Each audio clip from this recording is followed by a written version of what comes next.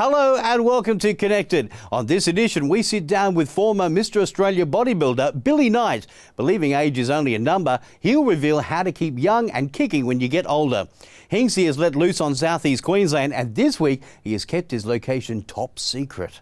Local author Selina Box may have a solution to the nightly dinner table battle as parents try to get the kids to eat their greens. And musically, we have Gaz and Ness Love sharing their beautiful voices. It's time to keep it local and get connected.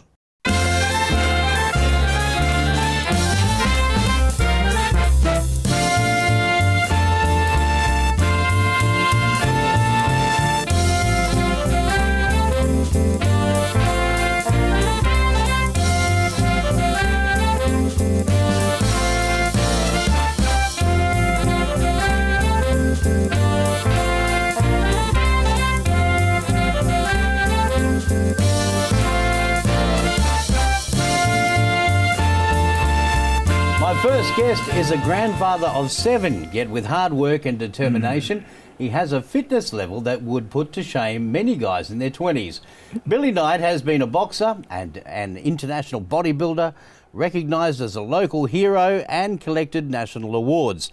Well, 8 years ago, following a heart attack, health has become a priority for him, and he's hoping to spread the word that anyone can maintain a healthy lifestyle, no matter what age you are. Billy joins us in the studio. How are you, mate? I'm really good, thank you. It is great to see you, and we've got so many things to talk about today, but let's take it all the way back to the start. Before you became an international bodybuilder, you were a boxer, weren't you? Yes, I came here in 1973, and one of the reasons I came was for boxing, to try and better my life, to get an opportunity, to try and bring the rest of my family over. And that because they were all still left in Fiji, weren't they? Yes, they were. It was hard leaving them, but you know, someone's got to make a start to find greener pastures outside of Fiji, and I was very blessed and happy that I did do what I did at the time that I did it. Yeah. Over those many years of success, and before we came on air, you were actually saying you've been doing this for some 50 years. It started in high school. Yep. When I was 16. Like most young 16-year-old, you need to bulk up or strengthen up for rugby, and I just continued with the weight training. And in 1970, when I was 19 years old, I won the Junior Mr. Fiji. So again, you know, trying to have a good physique and make the girls look at you, in a sense. The same old scenario, being a teenager, but it was wonderful. I'd do it all over again if I had to. And of course now, I mean, it's part of your normal lifestyle and normal daily routine, isn't it? Yes, it is. Yes, it is. I do my walking because of the heart attack that I had 8 years ago. I continue to train. Last year I competed after 29 years of not competing. Again, I've been quite successful in the world arena. I've left some record for Australia. It's going to be hard to beat. 3 overall national Mr. Australia title. That's right. And they were consecutive, weren't they? Yeah. Back-to-back 3 years overall, winning everything. So apart from other titles like the couples Australian titles, the South Pacific titles, the New South Wales state titles, no one has ever done that all in 1 year. Yeah. So I dominated for 3 years. And what was it like representing Australia? I mean, especially coming from Fiji to a new place, you know, in Australia, was it sort of still the pride you had? It was a highlight at the beginning of my career. I represented Australia in the first ever World Games. The World Games is the second tier to the Olympics. They have sports that's not in the Olympics, and I won silver medal. I was very, very, very happy. And I believe up until today, 13 World Games later, no Australian has ever won a gold, no Australian has ever won a silver, only 3 have won a bronze. So my record again stands. And I'm very, very proud of it, and I'm very, very proud being an Australian. Because it has done so much for me and given me a lot of opportunities for me and my parents and my children and my grandchildren. Well, of course, they've recognised you as well, because let's have a little look at this if we can. This is actually a Australian silver sports medal, which was presented to you, wasn't it? In the year 2001, there were 2,000 medals given out. What happened at the time was Graham Alexander was the chairman for the Order of Australia. And his record stands at 100%. Whoever he nominated to have the Order of Australia, they would get. But what he did was he bounced it off David Hinchliffe, the deputy mayor at the time. Yep. And David suggested that these medals were now in preparation to be given to the best of the very best sports people in Australia. As you know, the 24 million people or 23 million people back then, and only 2,000 was chosen, and I was very honored and blessed to be one of the 2,000. Even though till today they've got 18,000 medals, but still I see that as being very, very special and very, very unique.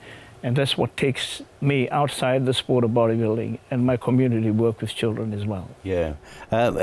You mentioned your community work with children. Is that one way, or is there a few other ways that you actually engage with the community even today?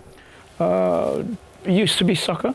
Yep. And then girls netball with my daughter, and just little things. I went outside of the box, as they speak, outside the sport of bodybuilding, because I strongly believe before I came to Brisbane, 80% of my time was given to the sport that made me very successful. When I came to this beautiful city, I changed the role by spending 80% of my time with my children. They were 6 and 9 and 12.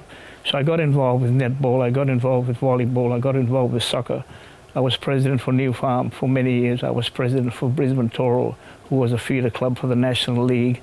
And even today, I contribute to a province back home. And that was Lambasa and Nandi. And then it moved on to touch. My son is a national coach for touch, for NATRA. I've traveled to New Zealand, to Fiji, and it's ongoing. Ongoing in the sense where now I'm fully supporting my grandchildren. He's 5, playing under 7 soccer for Ipswich.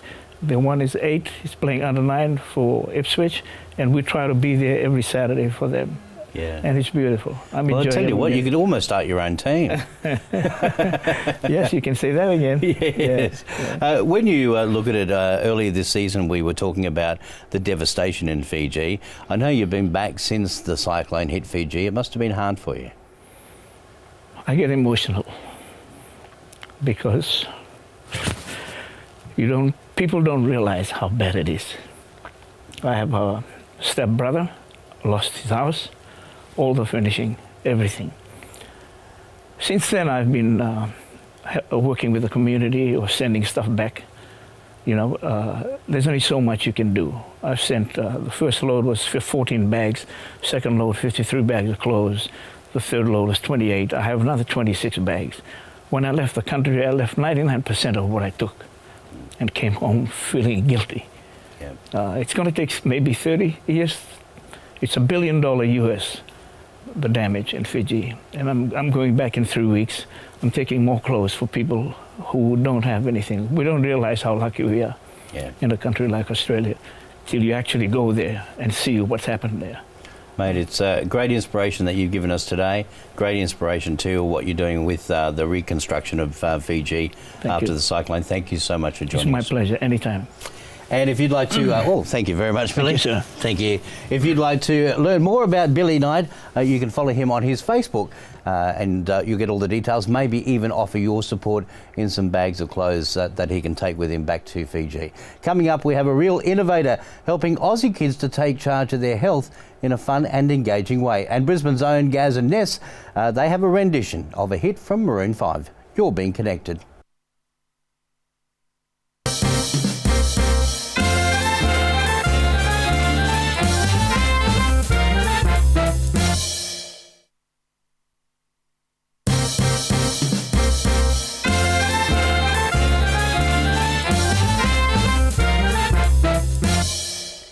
And welcome back to Connected. Well, in the tradition of 007, Jason Bourne, or more likely Maxwell Smart, Hinksy has been unleashed on the local community again this week.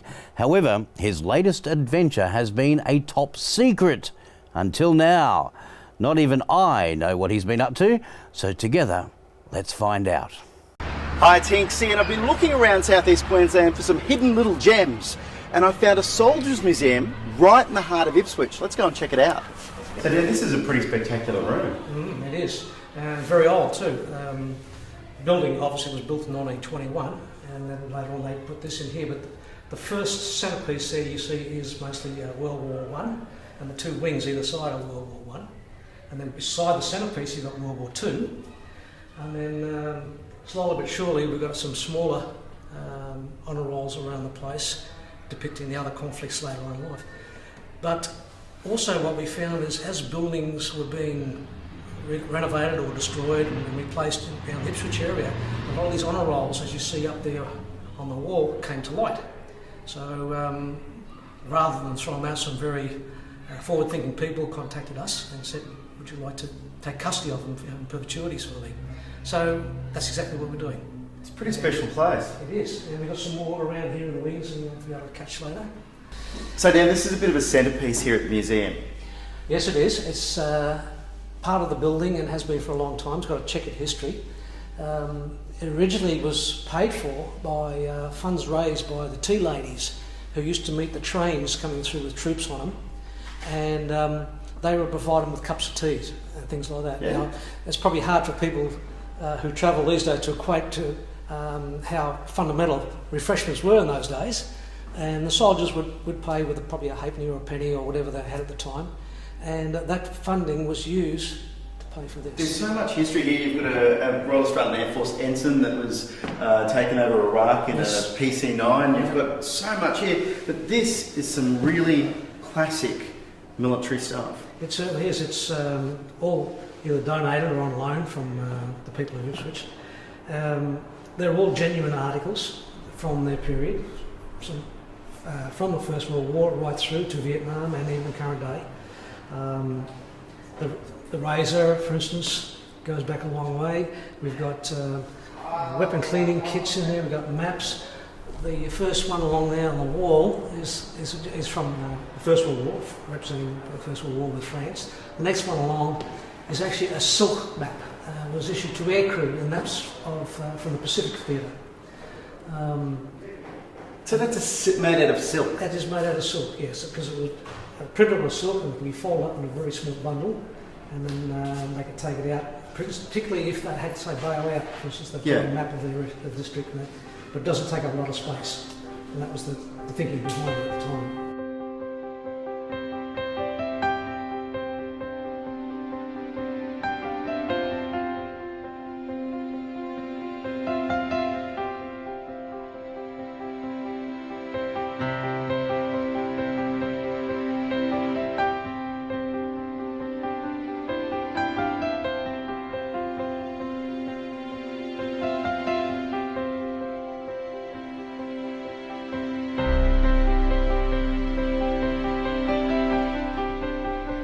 Dan, thank you very much for showing us through here today. It's just amazing seeing this little hidden gem right here in the middle of Ipswich.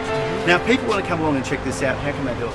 Check our Facebook and you'll be able to see the times that we're posted on there. And it's free to get in. It's definitely free, but if they want to make a donation coming through the door, we'll be happy to accept it.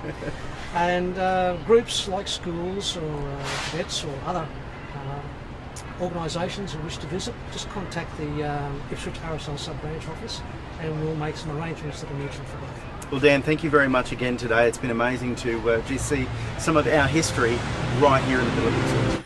Another Hinksy classic. What more needs to be said? You're We Connected. Up next, if you're having problems getting the kids to eat their fruit and veggies, a local author may have the answer. Stay with us.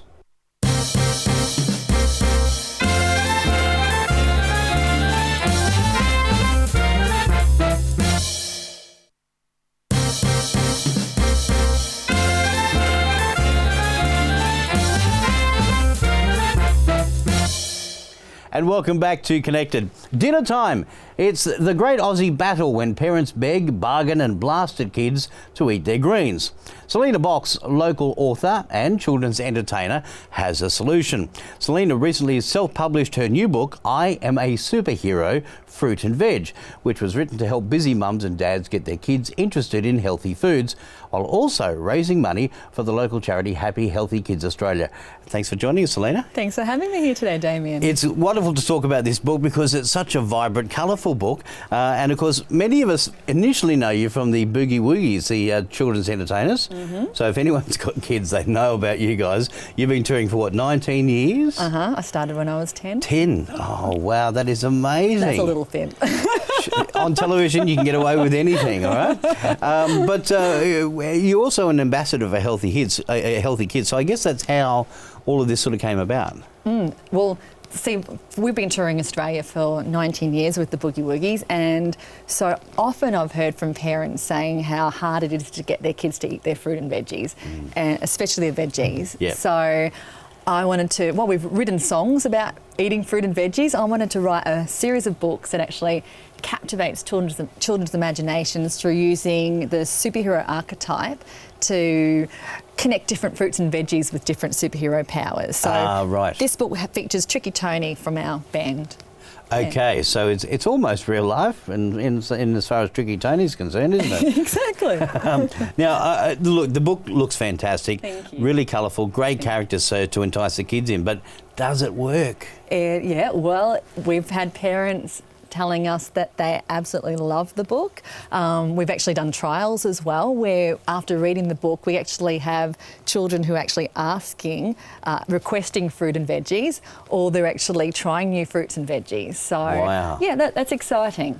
From your experience, and you've seen and heard from so many kids, what's the vegetable they hate the most?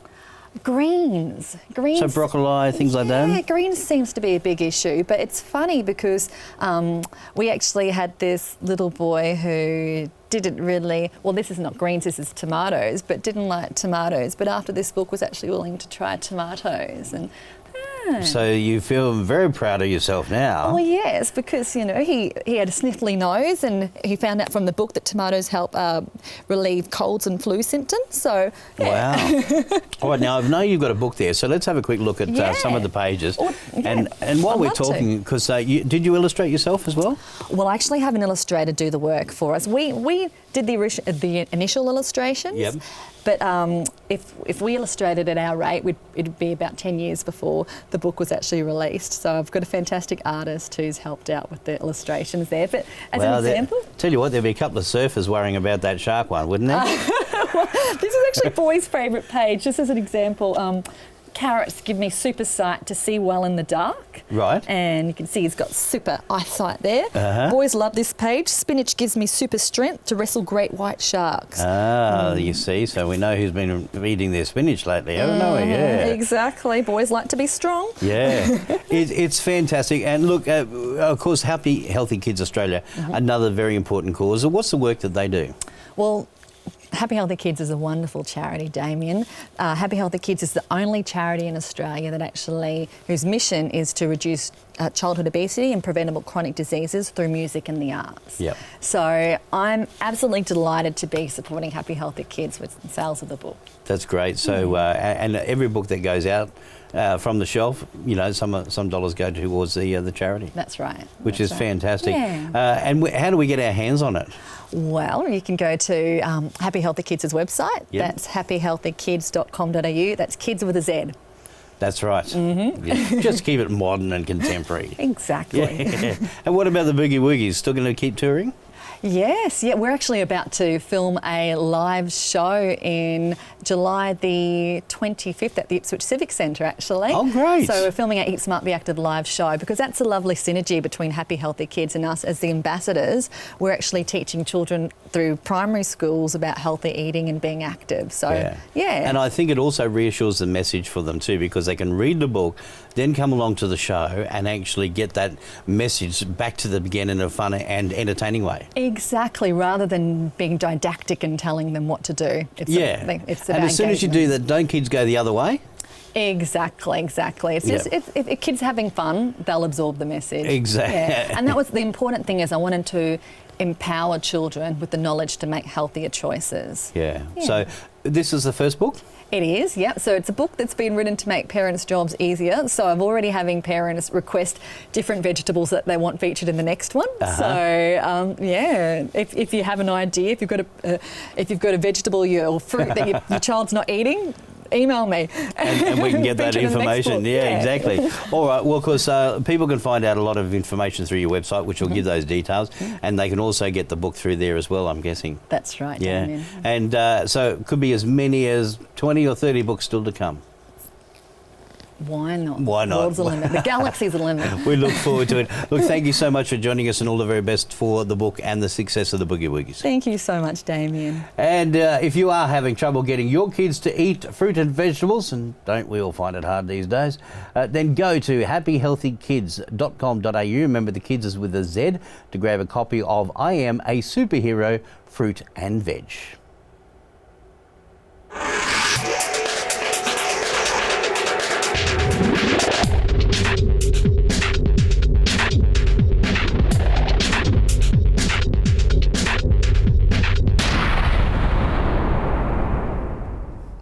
Well, Q and Ness Love are frequent voices heard in many local pubs, clubs and music venues, impressing and capturing audiences with their colourful range of covers. But not many know their roots started from early ages, singing in choirs and around family. These boys have come to share their heartwarming voices with us today. Q and Ness Love, welcome to the show. Hey, how's it going? Good to see you guys. Starting off in the family area and just singing in choirs. Yeah, basically in church, where we have no choice but to go. Yes. Sing in the choir, so yeah. But looking at the training you get in a choir environment, I mean, you're not looking back now, are you? Nah, Yeah, definitely not. Very grateful. Yeah. Blessed. You guys are performing all over the place. Have you got some gigs coming up? Well, majority of all my gigs are on the P&O cruises, and Ness is I do a lot of gigs. Gambaras. I have a residency gig at Genrah Hotel on Oh, Fridays nice. and Saturday. Yep. Fantastic. And then on Sundays I play at the Defiant Duck in Newstead. So I'm actually from the city. I live in the city. So Right, isn't that a great name for a place, a Defiant Duck? the Defiant Duck, yeah, it's awesome. It's a great place to play. So And Sunday- what a life you got, cruising around the place, singing on board ships. Yeah. We also get off on islands like South Straddie, and all those island places, Tangalooma. So Yeah. it's pretty good, pretty blessed. For upcoming people, and we've often seen it with shows like The Voice and X Factor and that, do you guys have any advice for people, seeing you're already working in the business? My advice is to follow your heart and don't let anything stop you. You know, you can always reach to the point that you want to get to the best of your ability. So I'd say go at it and go hard. Now, I know you guys are going to sing a song from Maroon 5, but out in the green room, I heard you singing a song about one of my favourites, Tennessee Whiskey. Do you reckon you could do that one? Yeah, for sure. Definitely. All right, that sounds great. Now, for your entertainment pleasure here on Connected, it's Q and Ness Love. Take it away, boys.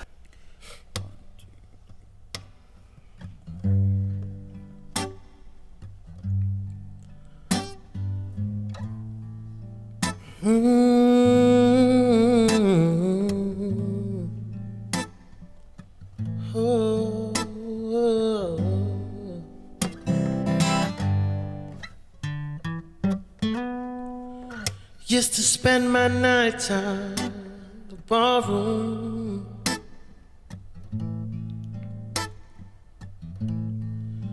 Liquor was the only love I know.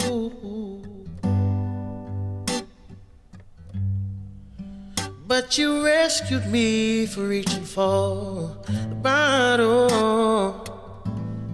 and brought me back from being too far gone. You were smooth as Tennessee whiskey. You're a sweet strawberry wine. You're as warm as a glass of brandy. Honey, I stay stoned on your love all the time.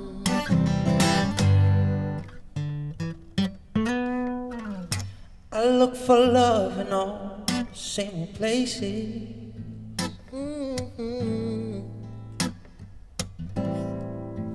Found the bottom of the bottle's always dry.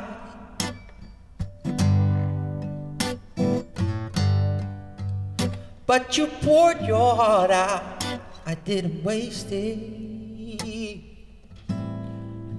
'Cause there's nothing like your love gets me high. You're as smooth It's Tennessee whiskey. You're a sweet strawberry wine. You're as warm as a glass of brandy. Honey, I stay stoned on your love all the time. You're as smooth as Tennessee whiskey. It's Tennessee whiskey. It's Tennessee whiskey.